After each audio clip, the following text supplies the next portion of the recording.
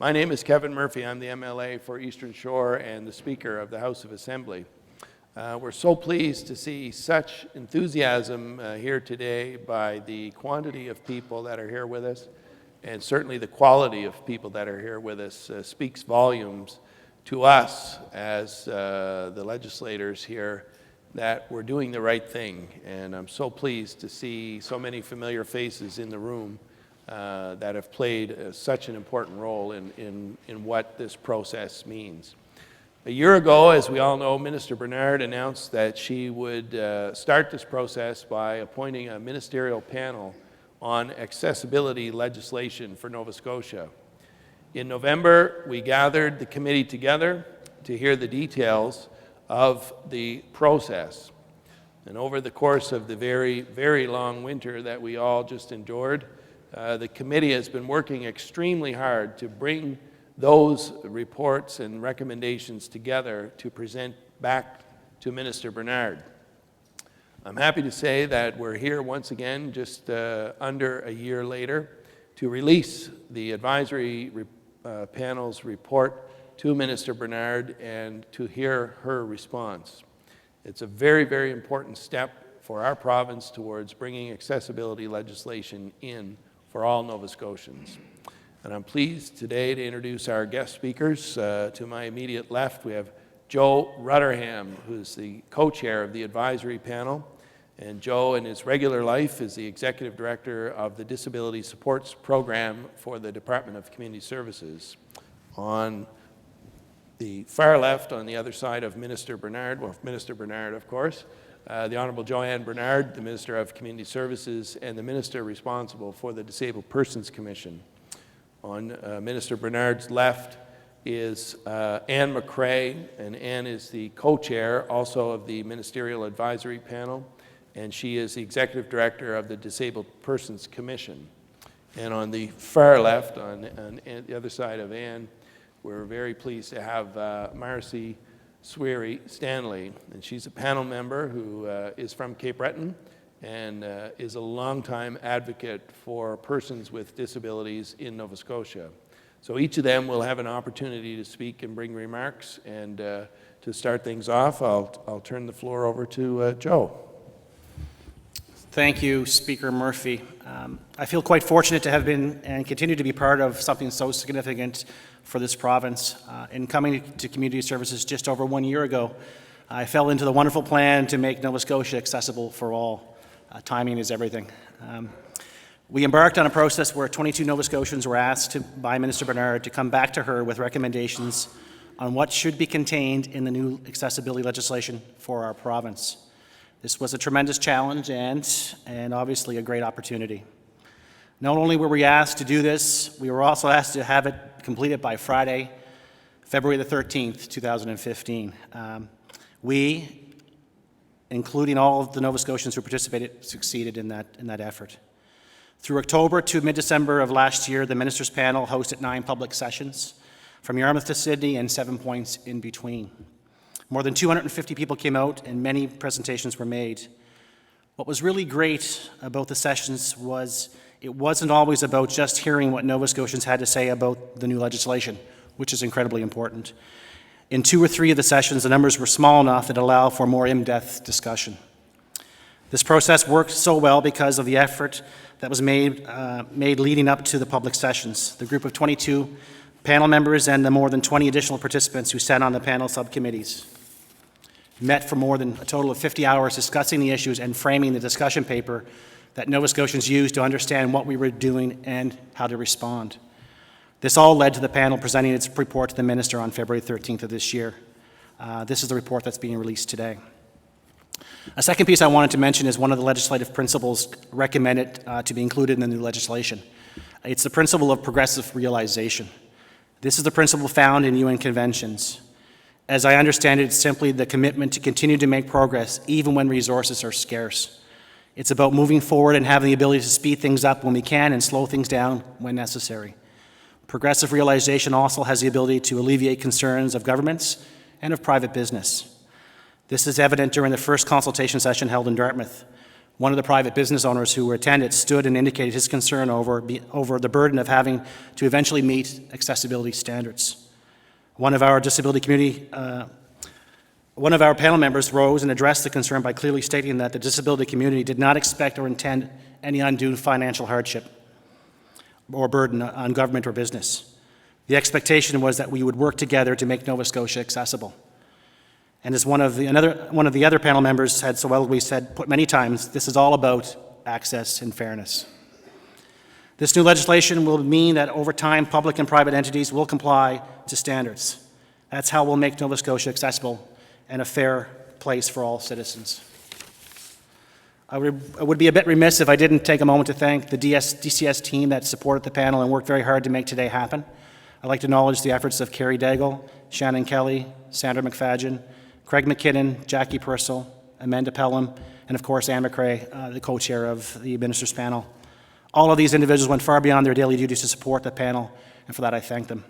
And on one final note, we'll get to you, Minister. On one final note, I want to thank one more person. We would not be here today without the incredible leadership, courage, and commitment of our Minister. Minister Bernard, I am incredibly thankful to be part of your team and proud that we've had this opportunity. And again, thank you. Thank you very much, Joe. Is it the Minister next, or Anne? We'll turn it over to Anne McRae, co-chair of the Ministerial Advisory Panel. Thanks, Mr. Speaker. It is such an honor and a privilege to be here today and to have been part of such an historic process. My whole working career has been about ensuring that people with disabilities have a voice at the table, and this experience has been the most gratifying of all.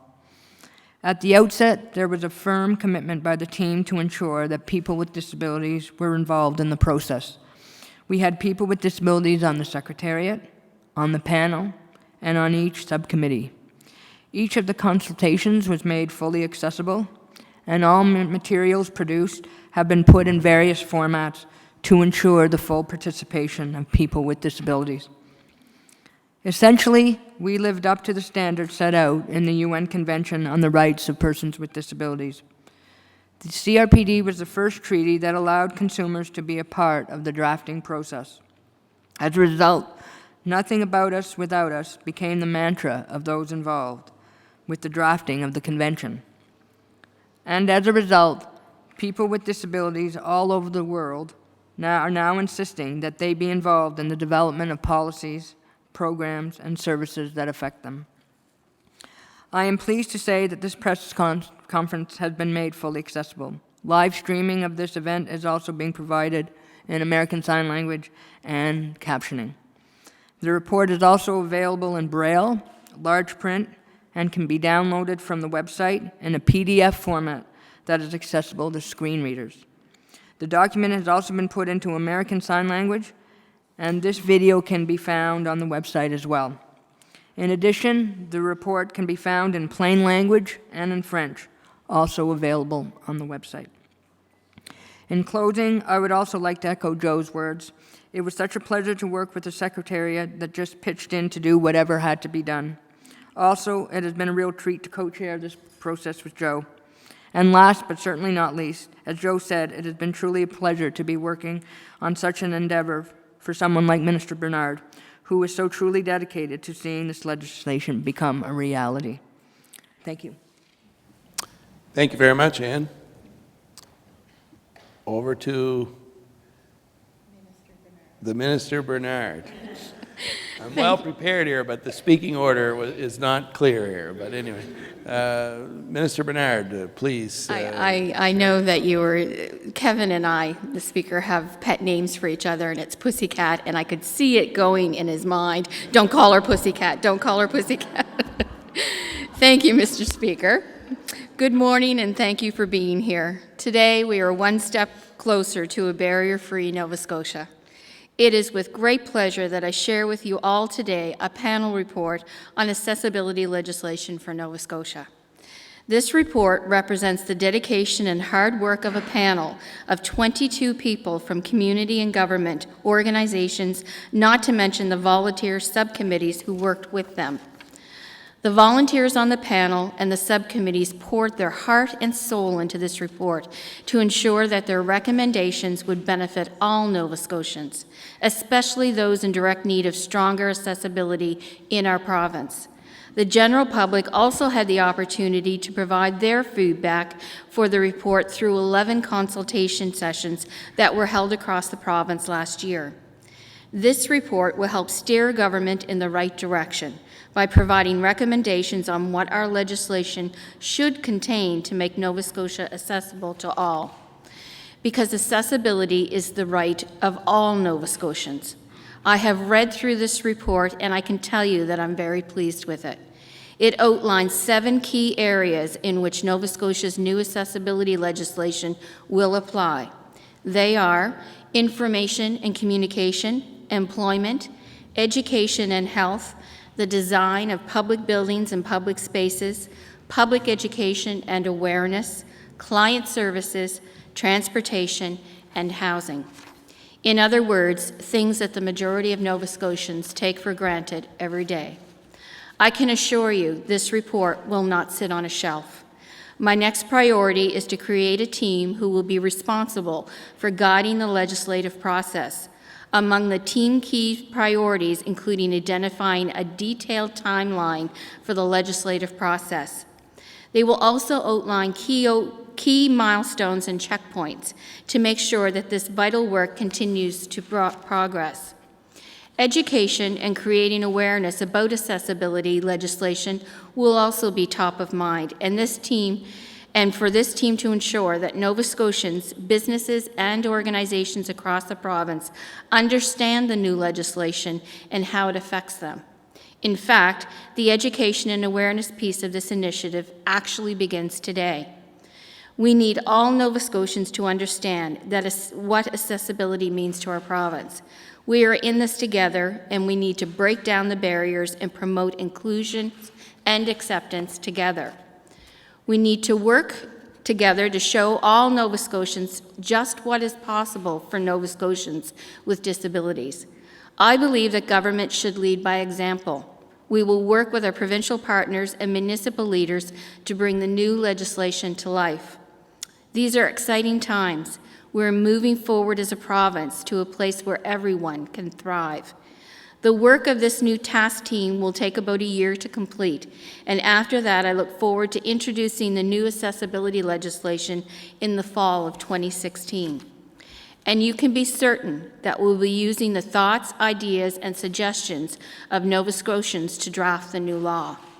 I have asked the co-chairs of the Ministers' panel to continue to be involved in moving this important initiative forward. Anne McCrae and Joe Rutherham will continue to facilitate this process leading up to the introduction of the new law in our legislature. Once in place, Nova Scotia's new accessibility legislation will afford every Nova Scotian the right to live and work to their potential and participate fully in society. By removing barriers, this new act will benefit all Nova Scotians. Yes, this is about access, but it's equally about fairness. Our goal with creating the legislation is a Nova Scotia where barriers are eliminated and opportunities are built. I would personally like to thank the 22 folks and the subcommittee volunteers who all have very busy lives in their own sphere of interest and expertise. And when we're called upon to volunteer in a very short time frame, absolutely said yes and diligently poured their work, their expertise, their time, and their commitment to this legislation into this report. And I absolutely, we owe them a huge debt of gratitude for the work that's been done on this report and on the historic significance of the report, as it will be the framework for the legislation. So thank you for coming today, and thank you for the work that's been done.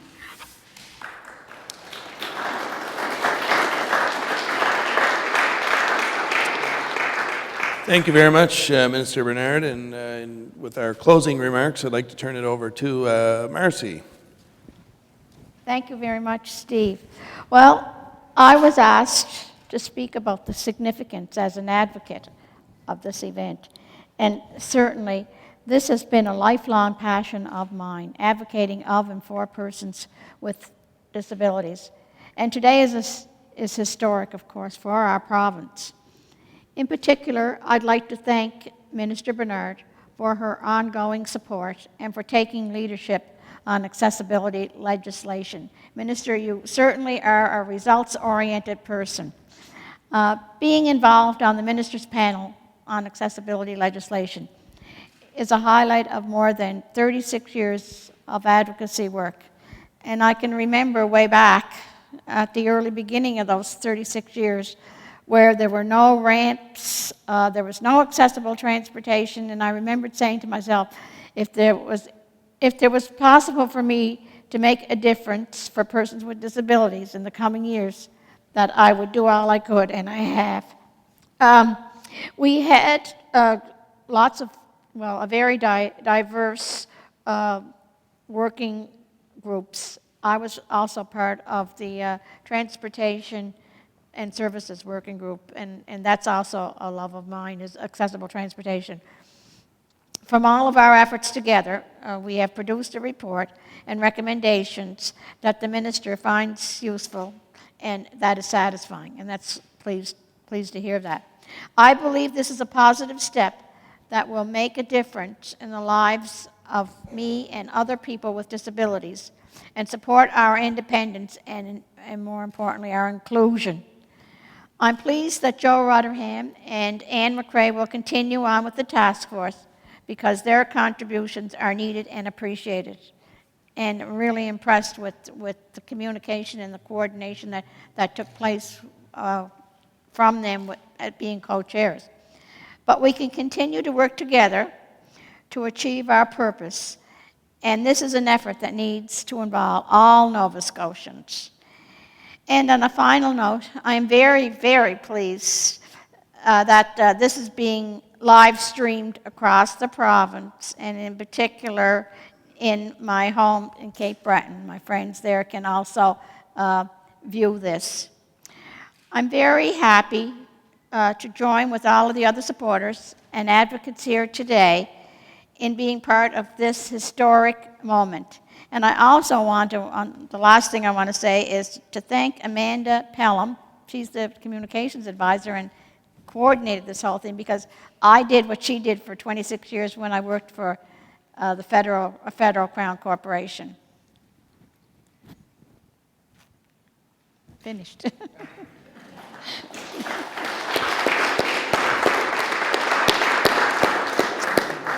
Thanks very much, Marcy and Minister Bernard, Anne and Joe, for all of the thoughtful comments here this morning. I want to personally reach out and extend my thank you to the panel members and the subcommittee members. We're reaching up into the several dozen people involved in making this stage of the process a reality for us. And it really is inspiring from my perspective as somebody who has an acquired disability by way of an accident 30 years ago.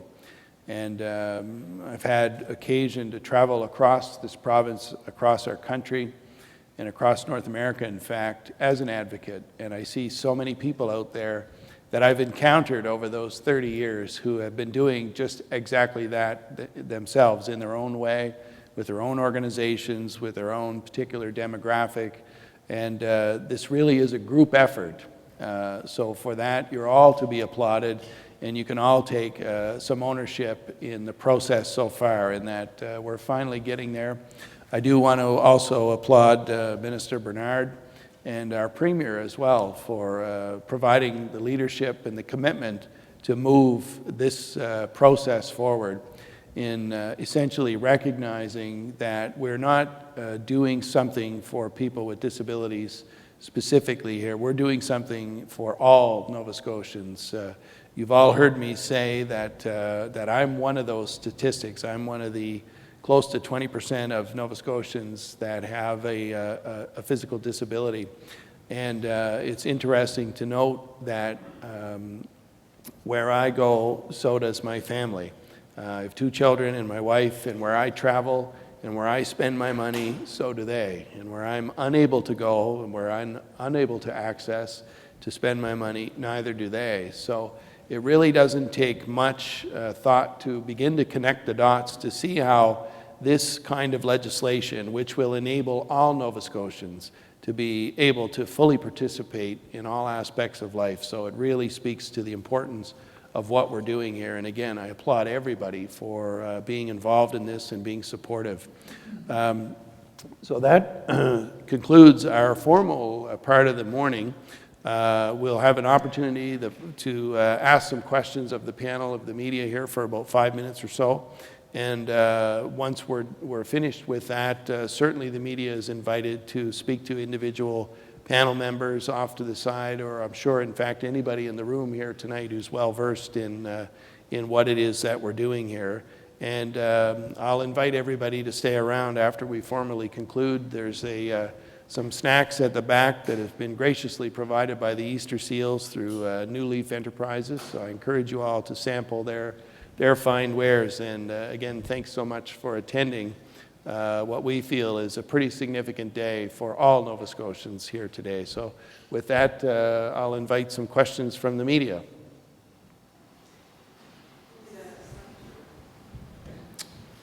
Go ahead, sir. Just